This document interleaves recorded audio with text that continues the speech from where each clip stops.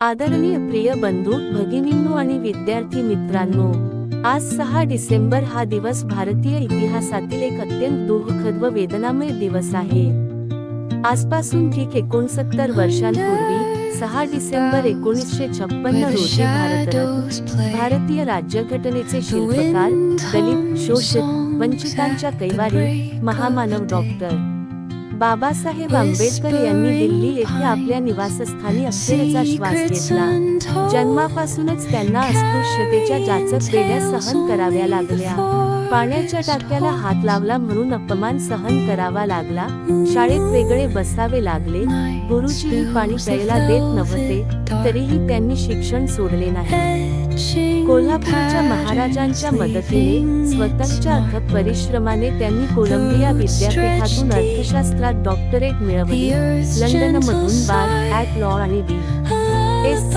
पदवी मिळवली। जगातील सर्वाधिक शिकलेले नेते म्हणून त्यांचा आजही आदर केला जातो। पण बाबासाहेबांनी शिक्षण फक्त स्वतःसाठी घेतले नाही, ते परत आले आणि म्हणाले, शिका, संघटित व्हा, संघर्ष करा।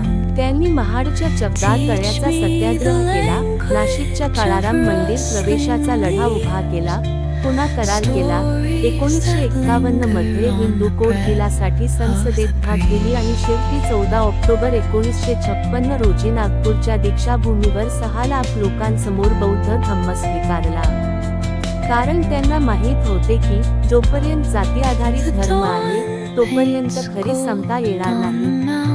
आणि सर्वात मोठे काम भारतीय राज्यघटना, जगातील सर्वात मोठी लेखी राज्यघटना, जी प्रत्येक भारतीयाला समानता, स्वातंत्र्य, बंधुता आणि न्याय देते, ती बाबासाहेबांनी आपल्या रक्ताने पोटाने लिहिली।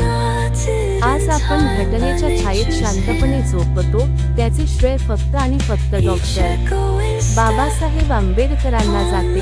पण आजही प्रश्न पडतो, बाबासाहेब गेल्यानंतर 69 वर्षे झाली तरी का अजूनही दलितांवर अत्याचार होतात? का अजूनही खेड्यांमध्ये अस्पृश्यता आहे? का अजूनही शिक्षण आणि नोकऱ्यांमध्ये आरक्षणावरून वाद होतात?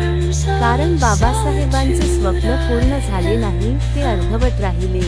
आज आपण फक्त त्यांची जयंती साजरी करतो, पुतळ्यांना हार घालतो, पण त्यांचा विचार जगतो का? बाबासाहेब म्हणाले होते, मी तुम्हाला स्वातंत्र्य, समता आणि बंधुता देऊ शकतो, पण ती टिकवण्याची जबाबदारी तुमची आहे।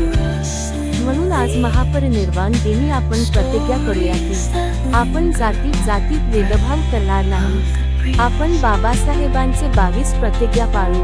आपण शिक्षण घेऊ आणि देऊ। आपण बौद्ध धम्माच्या करुणा, मैत्री, समतेच्या मार्गावर चालू। आणि सर्वात महत्त्वाचे, आपण बाबासाहेबांचा विचार घेऊन त्यांचे अपूर्ण स्वप्न पूर्ण करू। जय भीम, जय बुद्ध, जय भारत। बाबासाहेब अमर राहो, त्यांचा विचार अमर राहो। धन्यवाद। जय भीम, जय भीम।